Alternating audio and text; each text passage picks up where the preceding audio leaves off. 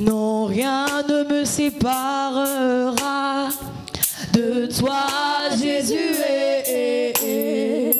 Non, rien ne me séparera. Est-ce qu'on peut le dire ce matin? Toi, Jésus. Si tu ne le connais pas, vive simplement le chant par ces paroles. Rien ne peut me séparer de l'amour de Jésus. Rien ne peut me séparer de l'amour de notre Dieu ce matin. Rien ne me séparera de toi, Jésus. Non, rien ne me séparera de toi, Yahweh. Non, rien ne me séparera de toi, Yahweh. Je dis rien ne peut. Je dis rien ne peut. Je m'accrocherai à toi, quelles que soient les épreuves de la vie. Non, rien de toi, Jésus. Rien ne me séparera de toi, Jésus.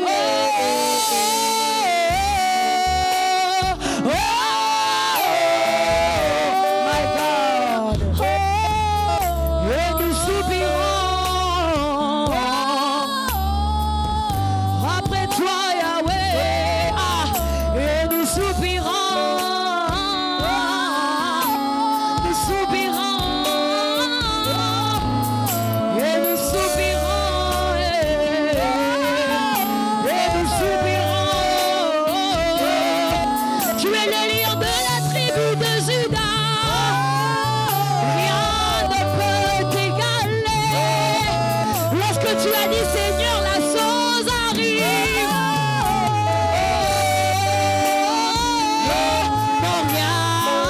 Non, rien ne me séparera de toi, Jésus. Rien ne me séparera de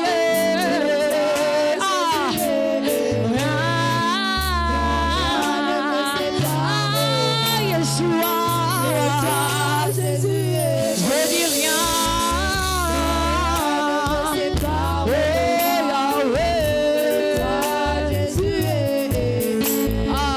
Saint-Esprit, je sais que personne ne brisera cette alliance, même si l'opposition est là.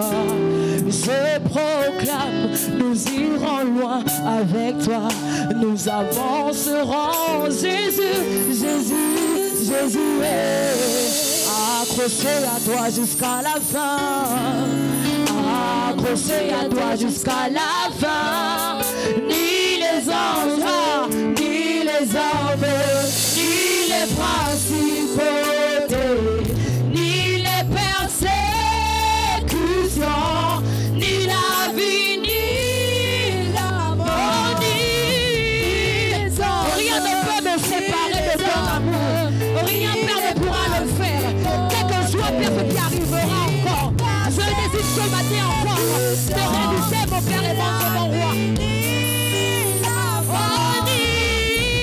les hommes, ni les principautés, ni les persécutions, ni la vie, ni la mort. Saint-Esprit, Père, ce matin encore, rien ne pourra me séparer de toi. Rien ne pourra, Père, le faire encore ce matin. Rien ne peut le faire, Père. Rien ne pourra m'éloigner de ta présence. Ni la vie, ni la mort. Je sais que personne ne brisera cette alliance, même si l'opposition est là. Je proclame que nous irons loin avec toi, nous avancerons. Jésus, Jésus, Jésus est accroché à toi jusqu'à la fin. Accroché à toi jusqu'à la fin. Ni les anges, ni les hommes, ni les principautés, ni les persécutions, ni la vie, ni la mort, ni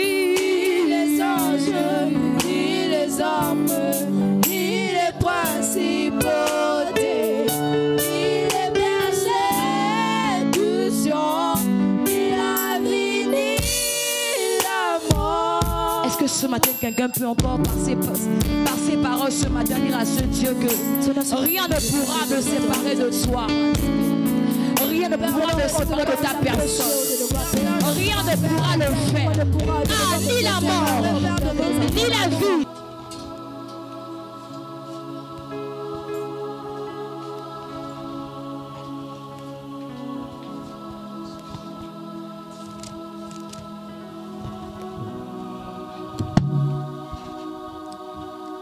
Je lis le psaume 23. L'Éternel est mon berger. Je ne manquerai de rien. Il me fait reposer dans de verts pâturages. Il me dirige près des eaux paisibles. Il restaure mon âme.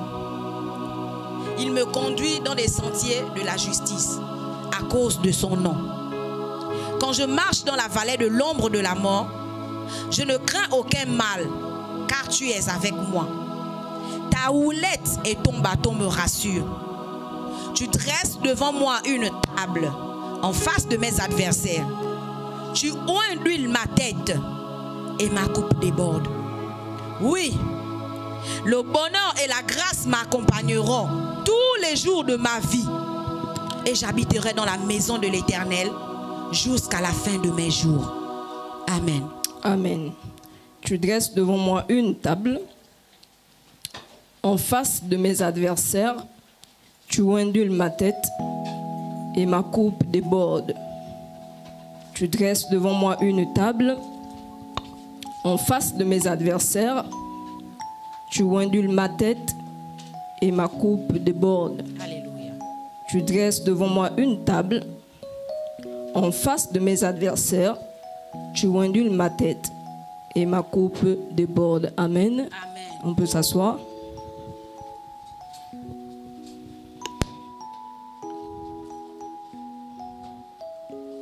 Amen. Alors, je bénis l'Éternel pour votre présence. Je bénis l'Éternel également pour ma présence. Amen. Et vous allez excuser ma voix, je ne sais pas trop. Je pense que hier, à partir de 20h, j'ai subitement eu une grippe. Une grippe. Et là, subitement, ma tablette, elle est toute noire. Je ne sais pas ce qui se passe. Amen. Et je souhaite également la bienvenue à notre maman. Bienvenue, maman. Tu dresses devant moi une table en face de mes adversaires. Tu ondules ma tête et ma coupe déborde. Bon retour à l'ancienne Gaïla qui était malade. On bénit l'Éternel pour ta vie. Avant donc de m'atteler sur le verset qui me concerne, sur la dimension métaphorique, est-ce qu'il y a quelqu'un qui peut nous faire le résumé de la première séance? Et quelqu'un d'autre pour nous faire le résumé de la deuxième séance? Parce que les dimensions se suivent. Elles ne sont pas séparées. Elles se suivent. Est-ce qu'il y a quelqu'un qui peut faire le résumé de la première séance? Parce qu'il y a certains qui n'étaient pas là à la première séance. Est-ce que quelqu'un peut faire le résumé de la deuxième séance? Certains n'étaient pas là à la deuxième séance. Amen. Est-ce qu'il y a un jeune qui peut faire? Là, je suis en train de parler, la sœur Marie se concentre chez les enfants. Les enfants vont se ranger eux-mêmes. Est-ce que quelqu'un peut me faire le résumé de la première séance? Le docteur Christ a enseigné sur quoi? Sur quelle dimension? Oui, il y a un micro.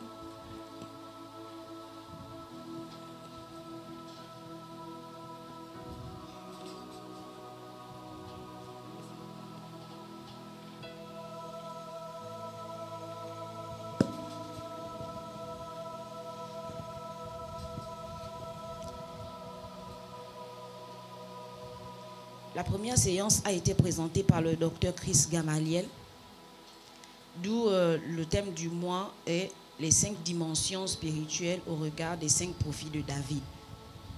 Et le sous-thème que le docteur Chris Gamaliel a présenté le premier jour était les dimensions personnelles et pratiques du psaume 23.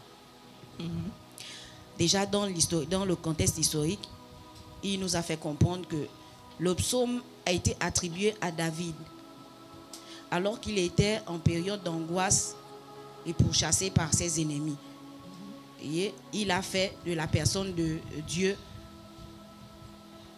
l'Éternel, comme son berger personnel. Oui. Ça, c'est un. Et on a eu le privilège qu'il nous divise les psaumes. Déjà, il nous a divisé les psaumes avec les auteurs des psaumes. Amen. Voilà. On a eu pas moins de 73 psaumes qui ont été attribués à David. Ici, on a du psaume 50, le psaume 50, le verset 73 à 83. On nous a dit ici que c'est... ce psaume-là concernait Asaph. Oui, maman Ashley, si on peut aller dans les vérités.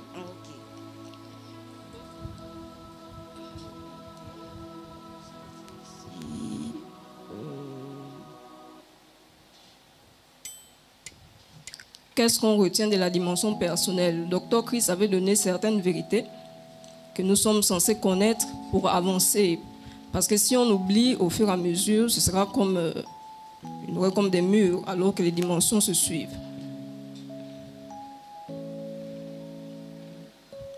Une vérité, le docteur Chris disait que la dimension personnelle, David choisit d'abord le profil de la brebis. Parce qu'on a donné au moins 5 profils. Voilà, on sait que David était chantre, agréable à Dieu. Il était roi, un homme politique. Et il y a d'autres positions qu'il avait également. Mais David se positionne en brebis. Et nous avons dit dans le texte que David commence à dire « L'Éternel est mon berger ». Donc déjà il y a le mot qui désigne déjà la possession. Amen. Et un peu plus loin, il dit « Quand je marche dans l'ombre de la vallée de la mort, je ne crains aucun mal. » Et nous avons dit, il y a le je. Amen. Et nous sommes dans la dimension personnelle. Et donc, l'une des vérités qui m'a marqué, le pasteur pouvait dire que David ne cherchait pas à regarder d'abord les autres brebis. Il ne cherchait pas d'abord à s'occuper de la santé spirituelle des autres brebis. Il ne cherchait pas d'abord à se préoccuper de l'intimité ou de la relation ou de la communion des autres brebis. Amen. Mais il se concentrait d'abord sur lui-même et sur le bon berger qui était devant lui. Amen. Et lorsqu'on arrive dans la dimension holistique, le thème est plus ou moins développé. Parce qu'un peu plus haut, David dit, il m'amène vers les verts pâturages, dans les eaux paisibles. Mais dans la dimension holistique, l'homme de Dieu pouvait nous faire comprendre que, en réalité, le bon berger nous nourrit ou nous fait du bien dans toutes les dimensions de notre vie. Amen. Dans tous les domaines de notre vie. Et on a pris plusieurs exemples. Sœur Gaëla, qui n'était pas là. On a pris l'exemple de la création de l'homme. Donc, on a parlé du corps. Ça, au moins, on pouvait citer le corps. On a donné les noms en hébreu ou en grec. On a parlé du corps. On a parlé de l'âme, de l'esprit humain. Et on a parlé du souffle de Dieu. Amen. Violette, est-ce que tu peux nous donner les noms? C'était en quoi? En hébreu ou en grec? C'était en hébreu. C'était quoi? Oui. Oui. Oui. Télém. Amen. Sœur Gaëla et maman, vous qui n'étiez pas là. Alors il se passe que le bon berger, dans le psaume 23, ne fait pas que nous donner de la nourriture. Amen. Il ne fait pas que nous soigner simplement. Amen. il ne nous amène pas seulement dans le domaine spirituel. C'est pourquoi l'homme de Dieu a voulu bien développer donc la création de l'homme. Amen. Et donc la Bible dit que l'homme doit prospérer à tout égard. Dieu nous a créés pour qu'on prospère à tout égard. Ce n'est pas parce que nous sommes chrétiens que nous devons simplement nous situer sur le plan spirituel. Amen. C'est pourquoi, si tu entretiens ton côté spirituel, donc la roua, le souffle de Dieu, il faut aussi entretenir le soma. Amen. Le corps. De même que nous venons bien habillés, parce qu'on choisit souvent les tenues, il y a les tenues du dimanche. Moi, je sors aussi avec. Amen. De même que tu viens bien habillé là physiquement, maman, de même, ton âme doit être entretenue. De même, ton esprit doit être entretenu. Et de même, l'esprit de Dieu qui est en toi doit être entretenu. Donc, en d'autres termes, en Saint-Gaëla, le chrétien doit être équilibré. Amen. Donc, nous sommes à ce niveau-là. Et donc, aujourd'hui, le verset 5 nous dit, tu dresses devant moi une table. En face de mes adversaires, tu oindules ma tête et ma coupe déborde. Qu'est-ce que cela signifie? Nous sommes dans la dimension métaphorique du verset 5 essentiellement, selon les directives qui ont été données. Donc nous comprenons que c'est le judiciaire pour nous de comprendre déjà dans quel sens David pouvait écrire « Tu dresses devant moi une table ». Il s'agissait de quoi exactement? Et lorsque nous récitons ce verset-là, nous parlons-nous de quoi exactement? Est-ce que lorsque nous récitons ce verset-là, nous sommes dans la même pensée que David? Amen. Est-ce que lorsque nous récitons ce verset-là, nous sommes dans le profil de la brebis? On a dit quoi? Que la brebis est quoi? La brebis, elle est docile, elle est humble, amen, elle est obéissante. Elle est quoi? Elle est indépendante. Est-ce que la brebis est indépendante? Non. Elle dépend du bon berger. Amen. Et donc, j'ai envie de dire à quelqu'un ce matin que le verset 5 là concerne donc toutes les brebis qui sont dociles, qui sont humbles, qui sont obéissantes et qui s'abandonnent à l'Éternel. Amen. Je remercie déjà les chantes pour les chants qui sont reliés à la thématique. Merci. Et nous allons découvrir peu à peu également certaines vérités de vos chants dans la prédication. Amen. Alors, tu dresses devant moi une table. Qu'est-ce que cela signifie? Amen. On va travailler ensemble, parce que si je parle, ce sera lourd. Qu'est-ce que cela signifie? Lorsqu'on parle de table, on pense à quoi? Edric, lorsqu'on parle de dresser une table, on pense à quoi? Amen. On pense à manger, oui. On pense à quoi? Amen. Alors, dans l'ancienne alliance, lorsqu'on parlait de dresser une table, ça nous renvoyait au festin. Amen. À la fête. Ça nous renvoyait au festin. Et les tables avant, ce n'était pas comme les tables de nos maisons. C'était comme les tréteaux qu'on utilise pendant les fêtes là. Les tréteaux. C'était ça. Tu dresses une table. Ça veut dire que tu installes une table pour pratiquer ou pour faire un festin. Amen. Et dans le festin, nous savons que tu ne peux pas être seul. Or, à la maison, tu peux avoir une table, tu peux manger, tu peux prendre ton plat, tu t'assois sur ta table seul, tu manges. Amen. Or, ici, tu dresses devant moi une table.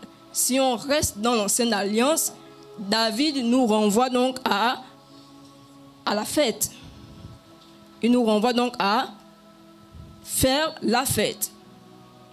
Mais alors qu'un peu plus haut, on disait que David était dans l'angoisse. Amen. David n'était pas dans la joie. Mais comment quelqu'un qui n'était pas dans la joie, qui était dans l'angoisse, peut s'exclamer et dire que l'Éternel dresse une table devant lui? Amen. Et lorsqu'on reste dans la Bible, la table, le pasteur Frédéric disait, ça renvoie à la nourriture, maman. Et si on prend le domaine de la nourriture, dans la Bible, lorsqu'on parle de la nourriture, c'est le repas. Et lorsqu'on parle du repas, ça nous fait penser à quoi? On a eu plusieurs sortes de repas. J'aimerais vraiment qu'on suive parce que les choses qui vont être citées, ce sont des choses à choisir. Et lorsque je vais descendre, si tu n'as pas suivi, peut-être que tu seras perdu. Il y avait plusieurs types de repas quand on lit la Bible. Déjà, quand le peuple sort de l'Égypte, le Seigneur leur demande de préparer la Pâque. Il dit comment manger, comment faire le gibier et autres. Mais même dans le désert, le peuple se nourrissait. Amen. Il y avait un type de repas dans le désert. La Bible nous dit que la manne tombait du ciel, n'est-ce pas? La Bible nous dit qu'il y avait un rocher pour l'eau. Et même lorsque le peuple boudait, Dieu donnait de la viande et du poisson à ce peuple-là. Amen. Mais est-ce que David nous parle de ce repas-là? Amen. Et quand on descend un peu plus loin, on arrive dans le temple. Dans le temple, il y avait les pains sous la table de quoi? La sœur. Amen. Mais pourtant, ces pains-là n'étaient pas mangeables. C'était exposé, mais on changeait. Exposé, on change. Et il paraît même que David volait souvent ça. Amen. Et les disciples de Yeshua aussi ont mangé, ont volé. Amen. Donc ça prouve que David ne nous parlait pas de cette nourriture-là. Amen. Quand on arrive dans la nouvelle alliance, on a Yeshua qui dit à ses disciples de trouver une salle pour préparer la Pâque. On a la scène. Amen. Le dernier repas de Jésus avant sa mort. Parce qu'après la résurrection, il y a encore eu même un repas. Il a préparé pour ses disciples. Amen. J'aimerais qu'on s'arrête là. Dans le repas que le Seigneur présente à ses disciples.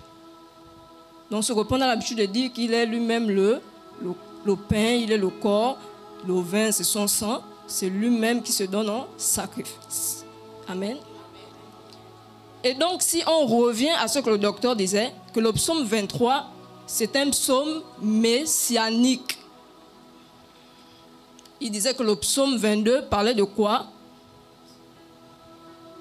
Maman Anne, le psaume 22 qui vient avant parlait de la mort. La mort du bon berger. Et dans le psaume 22, on nous parle de la résurrection du bon berger. Amen.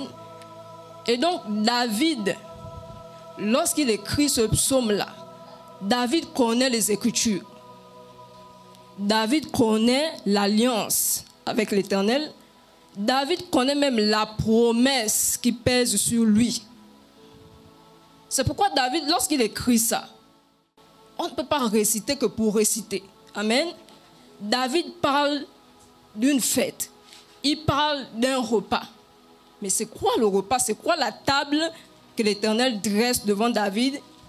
Alors qu'il est même en fuite, il fuit ses ennemis. Il est caché. Amen. David est en détresse. On nous a seulement dit, David fuit ses ennemis. Mais qui connaît l'histoire même qui pousse David à fuir ses ennemis?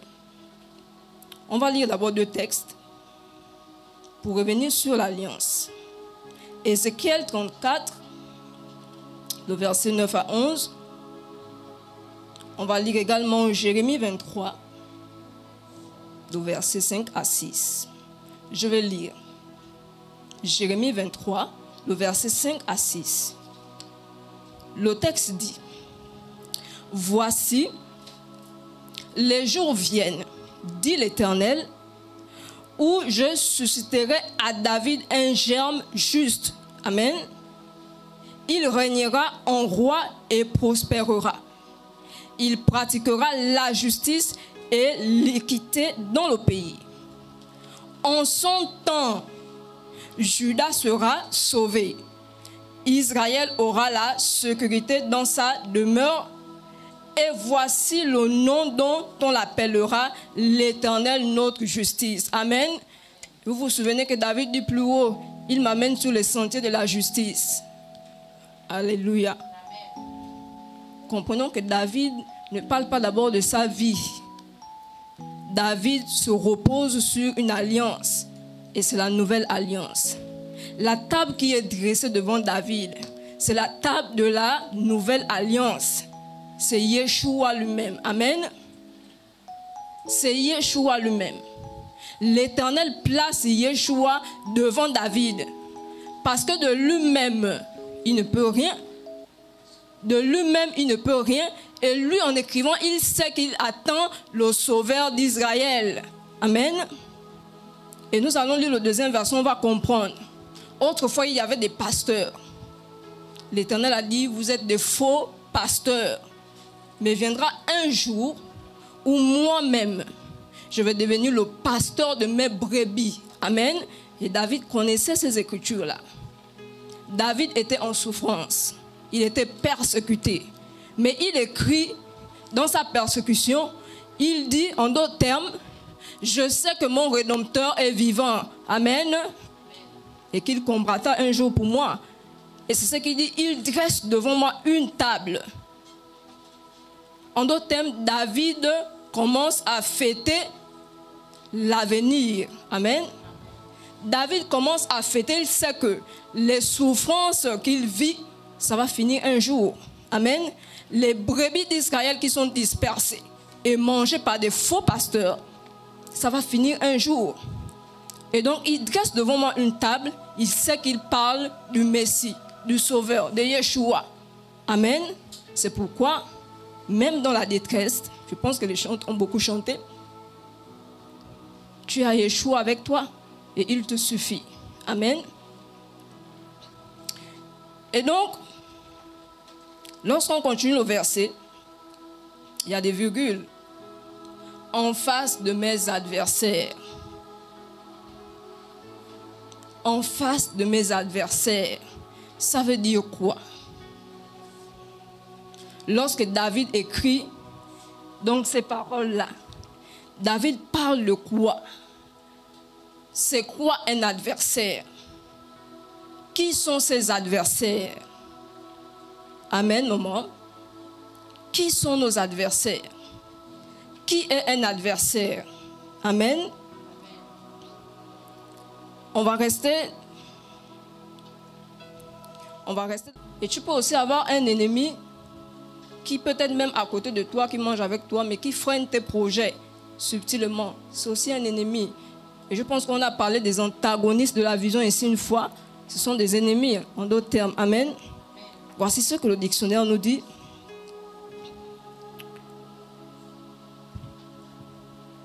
Et dans la traduction de l'Ancienne Alliance, donc dans l'hébreu, j'espère que je vais bien prononcer, on a Oyeba, j'espère que c'est ça, le docteur est là. On écrit ça O-Y-E-B-H.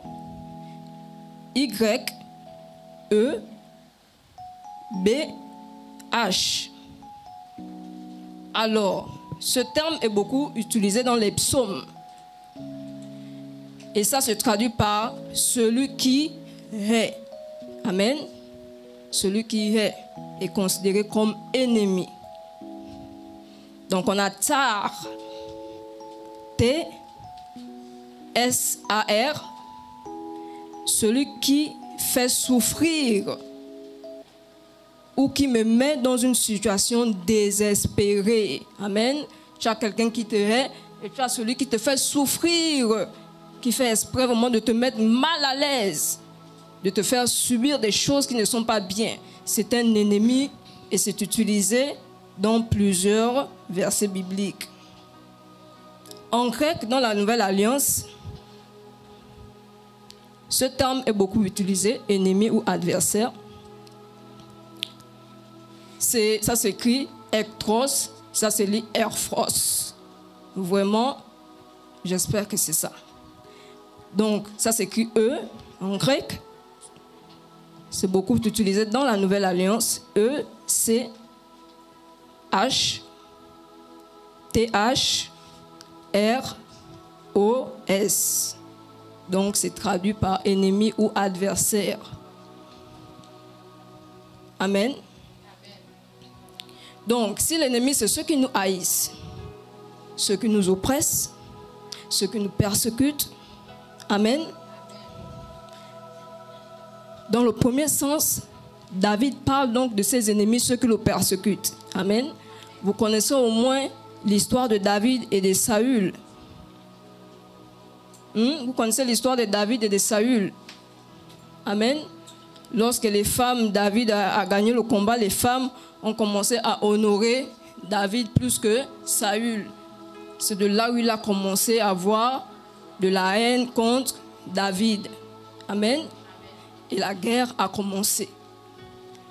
Et donc David, il est poursuivi par Saül. Amen. Et il se cache contre ses persécuteurs. Ici, on voit d'abord l'homme qui le persécute. On reste à cette première dimension-là. Mais si on va un peu plus loin dans la Bible nous parle de plusieurs sortes d'ennemis. Amen. La Bible nous dit que celui qui s'est fait ami du monde est ennemi de Dieu. Amen. Ceux qui sont amis du monde sont ennemis de Dieu. Amis du monde sont ennemis de Dieu. Et qui est prince de ce monde? C'est Satan. Amen. C'est Satan. Satan est ennemi de Dieu. Amen. Satan et ses démons sont ennemis de Dieu. Et donc, lorsqu'on parle d'ennemis dans la Bible, on va aussi faire référence à Satan et ses démons. Donc, il n'y a pas que l'être humain qui te persécute. Satan et ses démons sont aussi ennemis, considérés comme ennemis dans la Bible de Dieu et de l'homme également. Amen.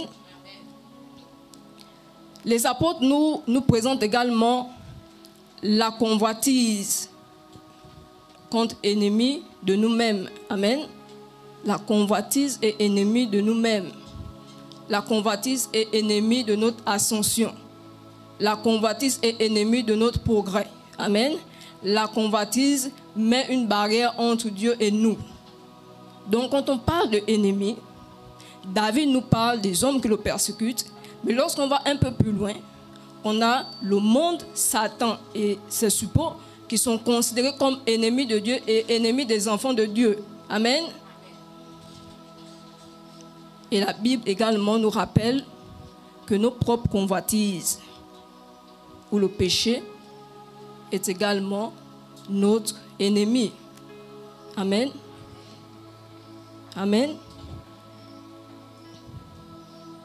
Et donc, si nous comprenons que David nous parle d'abord de Yeshua en premier lieu, et ensuite, si David présente Yeshua devant lui, c'est en face de quoi?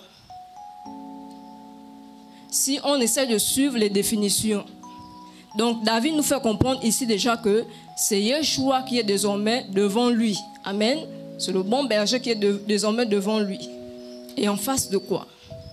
En face de ceux qui l'oppriment, en face de ceux qui le persécutent. Et en face de quoi? En face de Satan. En face des agents de Satan. Amen. En face de quoi encore? En face de nos péchés. Le pasteur Frédéric a commencé à dire mais moi-même j'ai fait quand j'écrivais ça. Amen. En face de nos propres convoitises. Amen. C'est pourquoi le psaume 23, c'est très facile de dire, de réciter ça pour tes ennemis. Amen. Mais qui sont tes ennemis, sœur Sharon? David, ici, on sait qu'il avait Saül comme ennemi. Amen. Mais on vous dit que le peuple d'Israël a tellement souffert avec la persécution et l'oppression que quand il écrit, il parle selon une prophétie qui est écrite depuis avec Ézéchiel, Ésaïe, Jérémie et autres. Donc quand il parle de lui-même. Là, ce n'est plus personnel. Il parle de lui-même, il s'assoit sur la nouvelle alliance. Il dit, je sais que viendra le temps où il y a un homme qui va se présenter devant moi. Parce que moi, je ne suis rien. Celui-là, il va combattre pour moi. Il va combattre en face de ceux qui me persécutent. Il va combattre en face. Là, chacun va se retrouver. Il va combattre en face de ceux qui me haïssent. Il va combattre en face de Satan. Il va combattre en face de ses suppôts. Il va combattre en face de mon péché. Amen. Amen.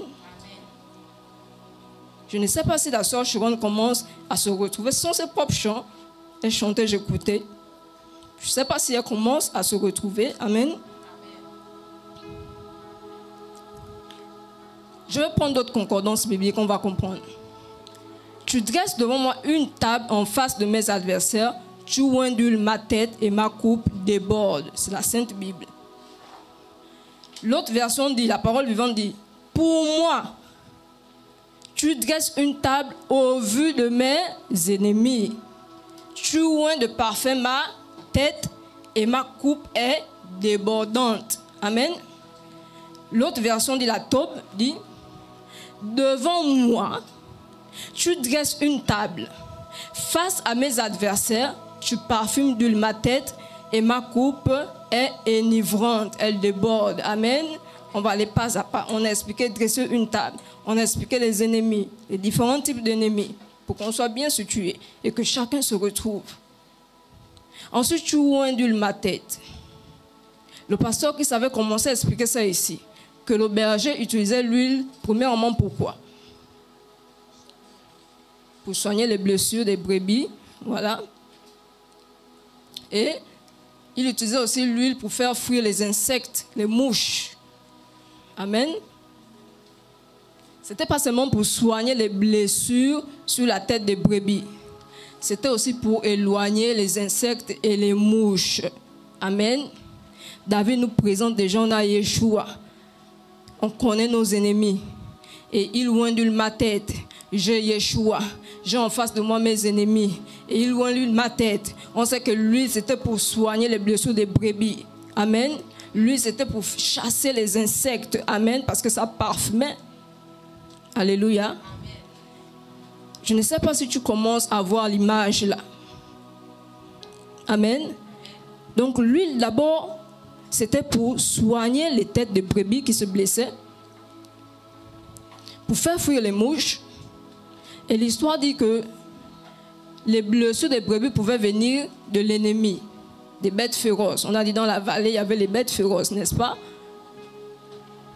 Mais ceux qui pratiquent là dans la bergerie disent également que les blessures peuvent venir aussi des autres brebis. Amen. Parce que quand elles se cognent, les têtes, elles peuvent se blesser. Amen. Mais l'intention n'était pas de se faire du mal. Ça peut arriver. Les brebis entre elles peuvent se blesser et le berger était là pour soigner. Amen. Pour prendre soin de toutes les brebis. Et l'histoire dit également que l'huile qu'on mettait sur la tête des brebis, ça permettait aussi de faire glisser la tête. Ça veut dire que quand les têtes se cognaient, elles ne pouvaient plus tellement se faire mal parce qu'elles avaient l'huile sur leur tête et ça glissait. Je ne sais pas si tu commences à voir qu'entre les brebis du Seigneur, on peut se faire du mal.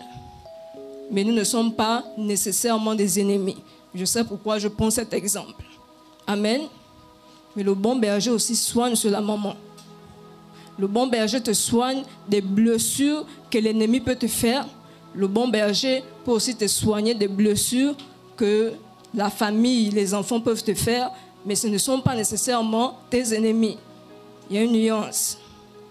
Mais on reste sur les ennemis. Amen. Et un peu plus loin, l'huile, l'enseignement écrit à les versets bibliques pour vérifier. Je n'ai pas envie qu'on lise trop de versets bibliques. L'huile était aussi utilisée pour, un peu plus loin, pour consacrer. pour mettre à part, pour l'approbation, approuver quelqu'un. Amen. Et on voit ça dans la royauté, quand on établissait les rois. On voit ça dans le sacerdoce, les prêtres et autres, sacrificateurs. Amen. Donc l'huile aussi représente la consécration. Amen. L'huile représente aussi l'approbation, le cachet de Dieu. Amen. L'huile représente aussi, pour aller un peu plus loin, le Saint-Esprit. L'huile représente, pour aller un peu plus loin, l'onction divine. Amen. L'huile représente aussi l'onction divine. Et j'aimerais qu'on s'arrête là. David, il voit loin. Il sait qu'il y a un sauveur qui va arriver. Contre les faux prophètes, les faux pasteurs qu'on avait, qui nous opprimaient. Amen. Je sais qu'il y a un sauveur qui va arriver et il sera devant celui qui est faible. Amen. Et je sais aussi que celui-là, il nous apporte la vraie nourriture, le vrai pain. Pas le pain qui était dans le désert, pas le pain qui était dans le temple, mais le vrai pain, parce que lui-même, il est le sacrifice vivant de Dieu. Amen. Mais il dit aussi que ce même sauveur-là va aussi nous mettre à part. Ce même sauveur-là va aussi nous mettre un cachet. Ce même sauveur-là va aussi nous consacrer. Amen. Ce même sauveur-là va aussi nous approuver. C'est le Saint-Esprit. Amen. Et donc, Yeshua, qui te défend en face de tes ennemis, est aussi capable de te guérir des blessures émotionnelles de tes ennemis. Amen. Est aussi capable de te soigner dans toutes tes dimensions. N'oublions pas que les dimensions se suivent. Amen. Que ce soit la blessure physique, que ce soit spirituelle. On va voir des exemples plus bas. Que ce soit les blessures émotionnelles, que ce soit physique. Ce même Yeshua-là vient pour te donner la vie. Amen. Ce même Yeshua-là vient pour te repositionner. Parce que autrefois, ils étaient perdus. Le péché avait éloigné l'homme de Dieu. Mais il sait que, avec tout ce que Dieu avait essayé de faire là, c'était que l'image des choses à venir. Mais David sait que il y a un Yeshua, le vrai pain, le vrai sacrifice vivant de Dieu, qui viendra faire sa justice et qui va perdre ses brebis comme il se doit. Lui, il va prendre soin des brebis. Lui, il va guérir. Il va donner la bonne nourriture en son temps. Amen. Et celui qui va le manger ou le boire n'aura plus faim et n'aura plus soif. Amen. Est-ce que quelqu'un comprend? J'aimerais vraiment qu'on reste d'abord là. Ce n'est pas d'abord les voitures, ce n'est pas d'abord les maisons. Restons d'abord sur la réalité. Pourquoi est-ce que David a écrit le psaume 23 en son verset 5? Amen. Et un peu plus loin, il dit: et ma coupe déborde. Maman Anne, si on a suivi dès le départ, je dis il y avait plusieurs sortes de repas, plusieurs sortes de tables. Amen. Parce qu'il y a la table de Satan. Et Paul nous dit ça. Tu ne peux pas t'asseoir ou utiliser la même coupe, celle de Satan et de Dieu. Ce serait mieux, David, il identifie la bonne table. Amen. Il identifie la bonne table. Il identifie même la bonne coupe. Il a la coupe de Dieu, la coupe du Saint-Esprit. Amen. Et nous savons également que le Saint-Esprit, lorsqu'il vient en nous, il nous donne également ses qualités. Amen. Nous partageons également les attributs de Dieu. Les attributs qui sont communicables, nous l'avons en nous. Amen. Et lorsque David dit « ma coupe déborde », souvent on pense à nos biens matériels, n'est-ce pas? Mais lorsque David dit « et ma coupe déborde », lui, il est dans un temps messianique. Amen. Il a identifié le bon berger Yeshua qui est devant lui. Amen. Il a identifié même le type de repas qui le convient. Amen. Il a identifié également l'huile, donc la présence de Dieu, le Saint-Esprit. Amen. Une huile fraîche. Il a identifié cela. Il a même identifié la coupe. Il a identifié la coupe. Amen.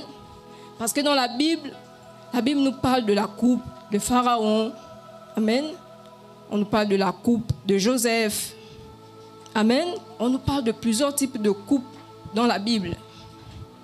Mais lui, il s'est identifié là qu'il est en train de parler de la coupe de la nouvelle alliance qui sera versée pour nous. Amen. Ou qui a été versée pour nous. Parce qu'il est déjà ressuscité, le bon berger. Il a cette nouvelle coupe. Il a une nouvelle huile fraîche. Fini les persécutions. Fini la domination de l'ennemi. Parce que celui qui est devant lui est plus fort que lui.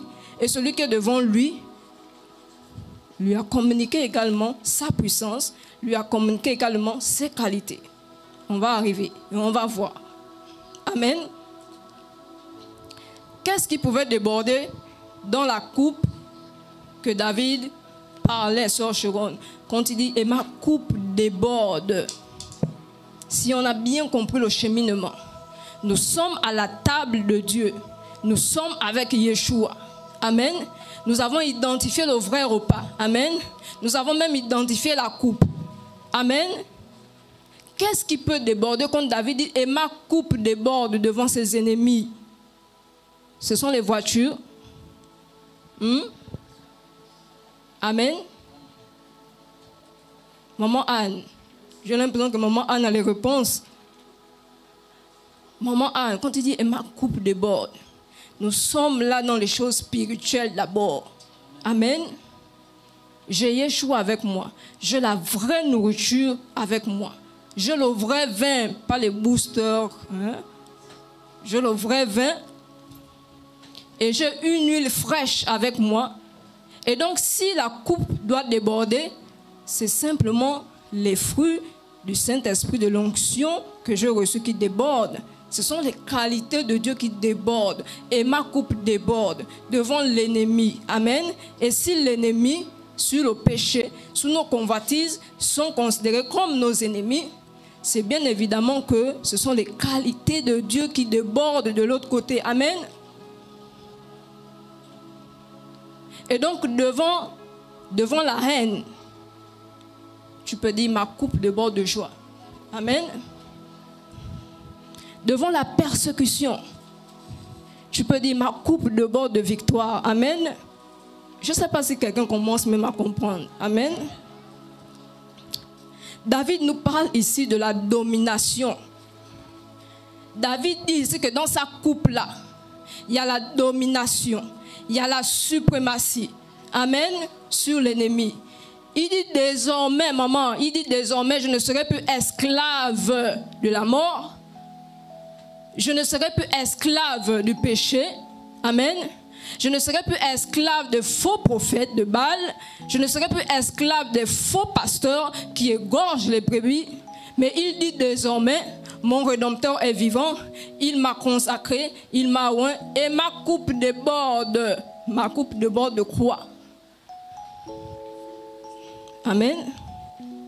Des qualités. Ma coupe déborde de joie.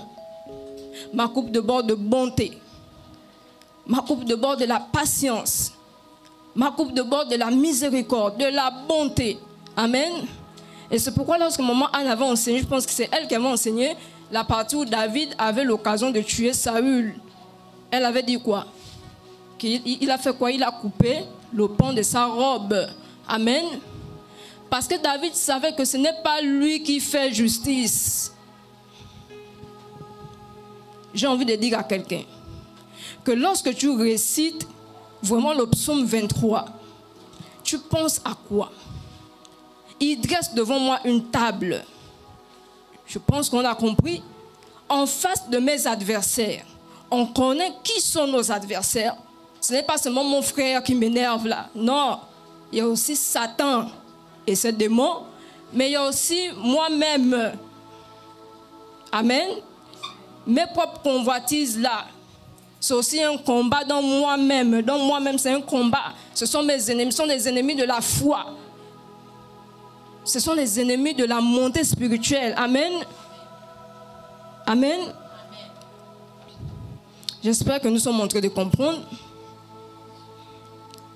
Et donc, je ne suis pas venu te dire aujourd'hui que maman Ashley, ta coupe va déborder de la promotion. On peut ajouter ça. Parce que Yeshua a dit, cherchez premièrement le royaume des cieux et le reste viendra. C'est naturel, c'est pourquoi le docteur insistait. Que lorsque tu as le travail, lorsque tu as la voiture, lorsque tu gagnes 1 million, il disait c'est naturel, maman.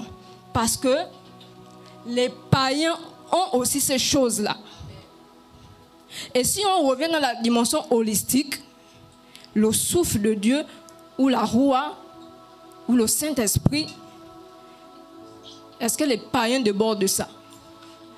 Mais maintenant, toi, tu dis que l'Éternel a dressé une table devant toi. Tu dis que Yeshua est ton sauveur. Mais tous les jours, tu te fais justice toi-même. C'est quel sentier de justice qu'il t'amène? Amen. Amen. C'est qu'il y a un problème. On ne peut pas réciter ce psaume-là sans être docile. Ça, on ne peut pas réciter ce psaume-là sans nous abandonner. Si tu dis l'Éternel est mon berger, ça revient à dire que tu t'abandonnes, sœur Gaïla. Ça revient à dire que tu t'assois, il t'a fait une table, tu t'assois et tu regardes Dieu faire sa justice. Parce que de toi-même, tu n'as pas pu faire ça. Autrefois, il y avait la loi. C'est une forme de table. Ils n'ont pas pu manger cette nourriture, la loi. Et en face, tu as la grâce. Amen. Ta coupe déborde de quoi? David parlait du Messie. D'abord, de ce que le Messie est capable de faire désormais. Et il dit qu'il a une nouvelle huile, une huile fraîche. Amen. Et il nous dit aussi ce matin qu'en réalité, si on a le Messie, si on a une nouvelle nourriture, un nouveau vin, une nouvelle coupe, pourquoi est-ce qu'on ne domine pas maintenant sur nos ennemis? Question. Pourquoi? Amen. Pourquoi? On a la coupe de Satan, hein? Et dans la coupe de Satan, on trouve quoi? Faut citer, on connaît. Oui, les œuvres de la chair, il faut citer. On a quoi dans la coupe de Satan? La jalousie, la haine, l'hypocrisie, le mépris. On a tout ça dedans. Amen. Et j'aimerais vraiment amener quelqu'un aujourd'hui à se remettre en question. Si Yeshua est ton bon berger, si c'est lui qui t'amène dans les sentiers de la justice, s'il fait déborder ta coupe, c'est que tu as le Saint-Esprit en toi, c'est que tu as les qualités de Dieu en toi, c'est que ta coupe déborde des œuvres de l'Esprit. Par conséquent, on ne peut pas retrouver le contraire. On ne peut pas retrouver la coupe de Satan dans tes mains. Amen. J'aimerais dire à quelqu'un aujourd'hui que tu as reçu l'autorité, tu as reçu la domination, tu as reçu la suprématie. Amen. C'est pourquoi tu peux dominer sur le péché. Ne te contente pas de dire, puisque Yeshua est devant moi, même si je pêche, il est devant moi. C'est faux. J'ai vu la sœur Joss a dit c'est faux avant moi, je ne sais pas. C'est faux. Sauf si je me suis trompée. Amen. Parce que le Saint-Esprit qu'on reçoit nous fait participer également à la grâce de Dieu. Ça nous fait participer également dans les armes spirituelles. C'est pourquoi, c'est quel texte? Les armes spirituelles. Et ça dit quoi?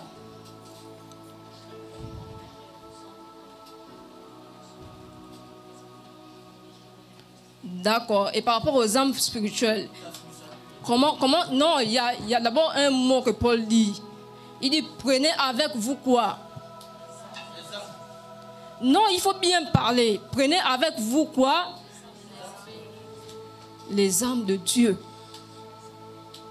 Prenez avec vous les armes de Dieu. Maman, ça veut dire quoi?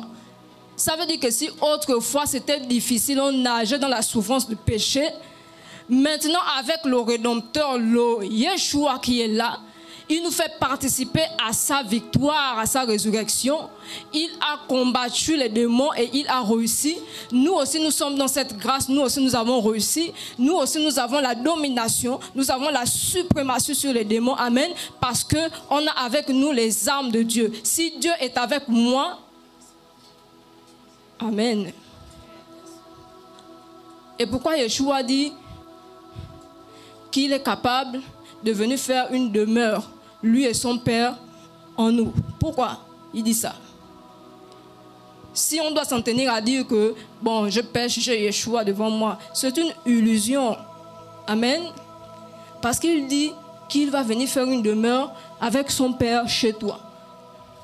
Mais si Yeshua en toi, maman Ashley, comment est-ce que tu n'arrives pas à dominer le péché? Comment est-ce que la coupe de Satan évolue dans ta vie?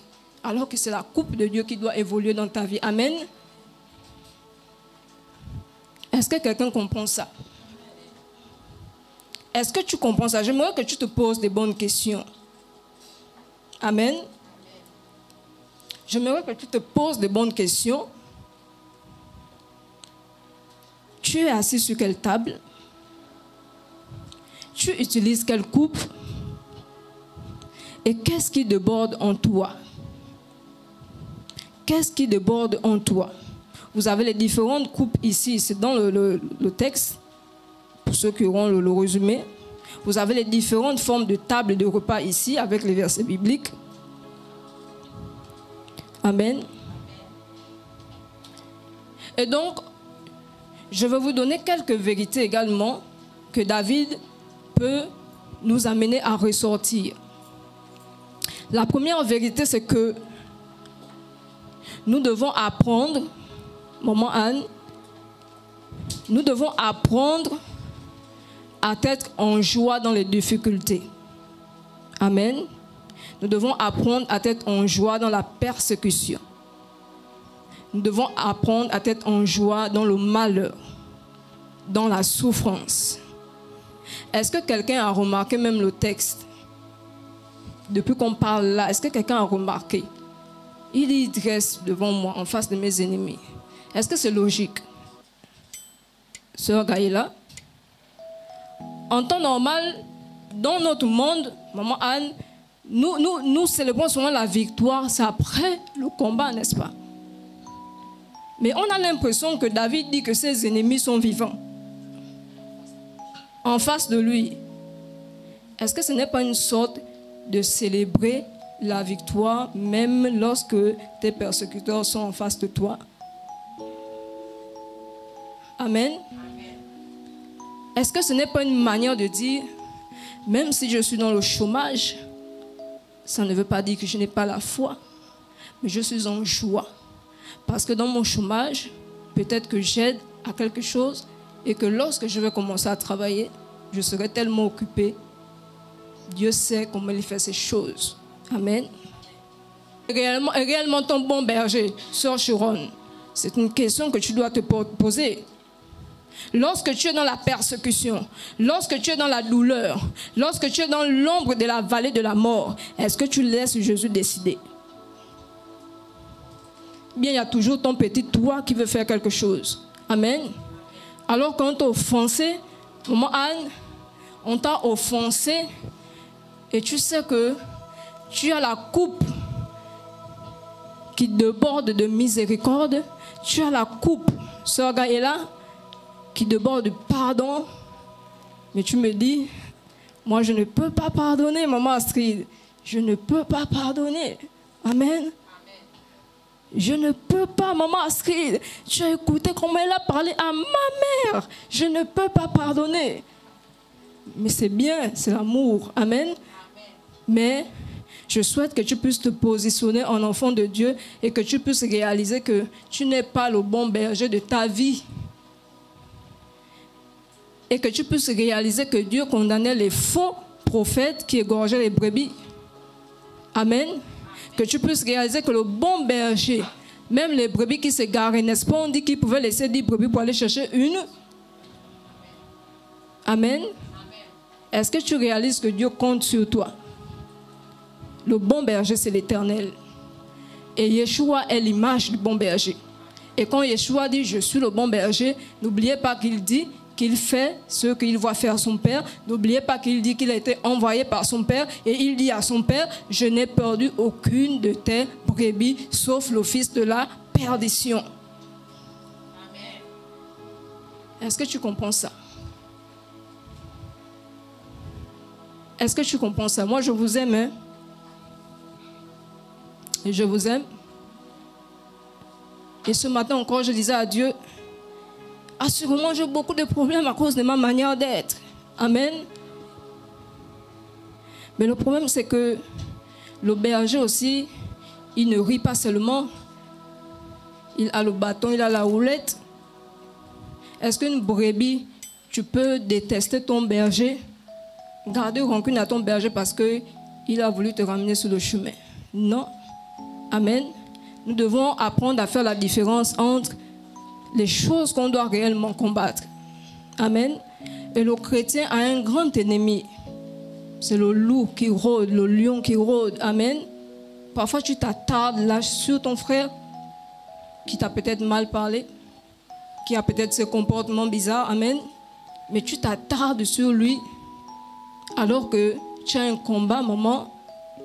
Tu as un combat contre toi-même. Tu n'arrives pas à pardonner. C'est un combat. Et la Bible nous dit que ce sont nos péchés qui mettent une barrière entre nous et Dieu. Amen. Tu ne trouves pas que c'est une perte de temps lorsque tu sais que le bon berger a combattu pour toi? Tu ne trouves pas que c'est une perte de temps? On te dit que tu as la domination sur le péché. On te dit que Yeshua a déjà combattu pour toi. Mais toi, tu es en train de perdre le temps à t'accoupler sur la table de Satan. Tu fais quoi là-bas? Amen. Tu es en train de perdre ton temps à tenir la coupe de Satan. Tu fais quoi avec? Amen. C'est pourquoi je disais ce matin que je vais amener le psaume 23 à gauche. Je vais amener ça à gauche. Et j'aimerais que tu te poses des bonnes questions. Toi, pas le voisin. Toi-même, tu te poses des bonnes questions. Est-ce que la dimension où tu es là, c'est la dimension même qui te concerne? Amen. Est-ce que tu sais que la rancune, l'envie, la jalousie, tous ces mots que tu développes là t'empêchent d'avoir la coupe de Dieu qui déborde en toi? Amen.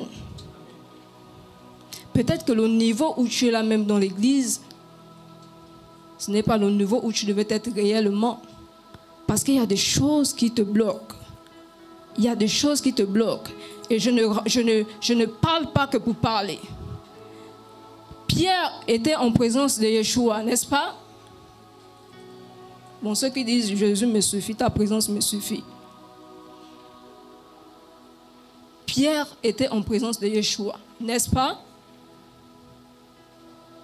Responsable. Pierre était en présence de Yeshua, n'est-ce pas?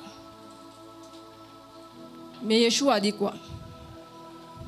Que Pierre, lorsque je priais pour toi, Satan t'a réclamé. Amen. Est-ce que tu peux acclamer la parole? Yeshua dit à Pierre que lorsque je priais, j'ai prié pour vous, il dit pour vous-même les disciples. Mais Satan t'a réclamé. Comment est-ce que Yeshua, le maître, est avec les disciples et il prie pour ces gens? Mais Satan réclame quand même Pierre. Et toi qui dis que la présence de Dieu me suffit, tu peux faire n'importe quoi et tu dis la présence de Dieu me suffit. Non. Quand tu as l'Esprit de Dieu en toi, ça va t'éloigner des œuvres de la chair. Quand tu as l'Esprit de Dieu en toi, tu ne peux pas communier, te balader comme ça. Un coup chez Dieu, un coup chez Satan. Amen. Est-ce que tu ne fais pas ça? Sœur Gaïla, quand on te fait du mal, tu ne veux pas d'abord agir toi-même?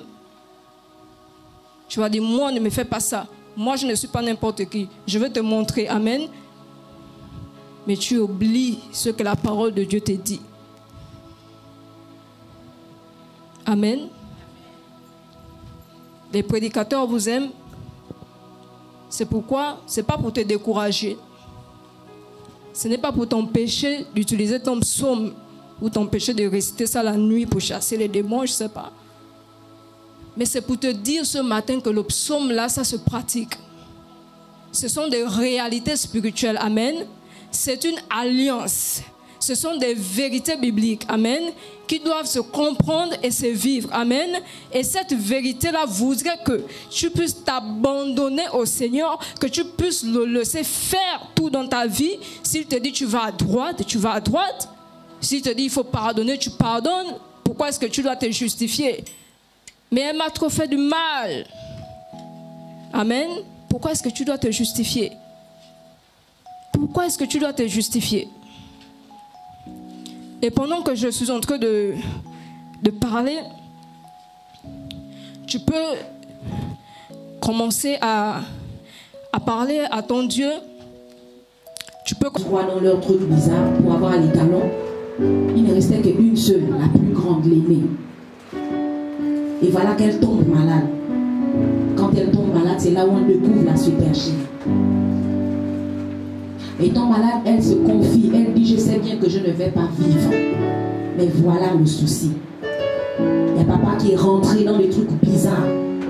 Et tous les décès de tes enfants, qui fait qu'il ne reste que moi seul, c'est papa qui les a pris, qui les a vendus dans la Rose-Croix pour avoir les talents. Alors la petite soeur de maman a décidé de ne plus être dans ce foyer. Elle est quittée de la maison. Elle est venue rester chez sa grande soeur qui était ma mère. Lorsqu'elle est venue rester, il avait déjà donné la vie de ma maman dans la Rose-Croix. C'est-à-dire que là-bas, elle avait un numéro. Sur son front, il y avait déjà un numéro. Partout là où elle pouvait aller, il devait toujours la retrouver. Même si elle allait se cacher au fin fond, il allait toujours la retrouver. Je ne sais pas comment ça se passait. C'est comme ça qu'elle est arrivée à la maison. Quand elle est arrivée à la maison, chez moi, au PK8, on a une barrière qui orne notre maison. Ce monsieur a fait une semaine, il dormait derrière la barrière pour surveiller sa femme, les faits et gestes de sa femme, les sorties et les entrées. Il avait un petit matelas, il mangeait les boîtes maquerelles, il dormait là-bas avec un calibre 12. Alors qu'un jour il vient à la maison, il a commencé à discuter. Je ne veux pas venir à la maison, machin et tout discuter. Ma mère dormait ce jour-là. Elle dormait toujours tôt. On est resté en train de discuter avec elle. Et ce jour-là, vers 20h, elle m'a dit, ma fille, fais-moi les tresses. Je l'ai tressé ce jour-là. Quand je tresse, discuter, merci, est encore bébé. 4 mois. Il avait 4 mois. Il était sur les coussins. Il est parti. Discuter, on est resté là en train de l'insulter, machin, tout ça là. Il a seulement dit, le seul mot qu'il a dit, vous allez récolter ce que vous avez sémé. Il est remonté. Quand il est remonté, il allait parler à son confrère, qui était à l'époque le bras droit de Bendy Bouiki. Même pas quelques minutes, dans un laps de temps, on était dehors. J'étais à la porte. J'entends, toi, ça c'est quoi? Les plombs qui passaient sur la toiture, les plombs. Son aîné, sa grande soeur, même quand qui était dehors, je vois seulement ses fonds. Je vois les trucs blancs qui sortent, le sang. Je vois comment elle se retourne doucement, elle tombe. Je dis que, ça c'est quel problème? Quand je regarde comme ça, la grande soeur, elle est scellée. On a bousillé toute la tête avec le calibre 12. C'est comme ça que la propre femme elle-même à la maison sort. Elle entend le bruit, puisque les aînés ils connaissaient le bruit de fusil. Elle sort, je suis à la porte en train de pisser, debout. J'étais immobile, je ne pouvais plus bouger. Je regardais seulement le corps de ma mère comme ça, au sol. Les larmes ne coulaient même plus, rien ne coulait. Quand elle ouvre la porte derrière moi, elle regarde sa soeur. Elle a seulement crié, oh ya! Ça n'a même pas mis du temps. J'entends seulement, c'était passé carrément à mes oreilles. J'ai fait plus de 2 ans, je n'écoutais plus à cette oreille. C'est passé carrément devant moi comme ça, derrière. Quand ça l'a tapé, toute la tête éclatée. Le cerveau au sol. Les balles sur le mur. Les balles sur la maison. Cette année était un cauchemar pour toute la famille. On a 2 morts. À raison d'elle-même, elle était encore enceinte. Le bébé est décédé, ça fait 3 morts. On était perturbés. Et le seul qui nous a sortis de là, c'est notre ami Yati. C'est Dieu Tout-Puissant. C'est là que je commençais à avoir des maladies bizarres. Même quand j'écoutais même la sonnerie du téléphone, je m'évanouis, je tombais. Je ne pouvais plus entendre une mouche voler, je m'évanouis. Même si c'est la sirène de l'hôpital, je m'évanouis. Quelqu'un crie son problème même de joie, je m'évanouis. Je vois même un cercueil, je tombe. Je vois même les jets de fleurs, je tombe. C'est à partir de là où le chaos.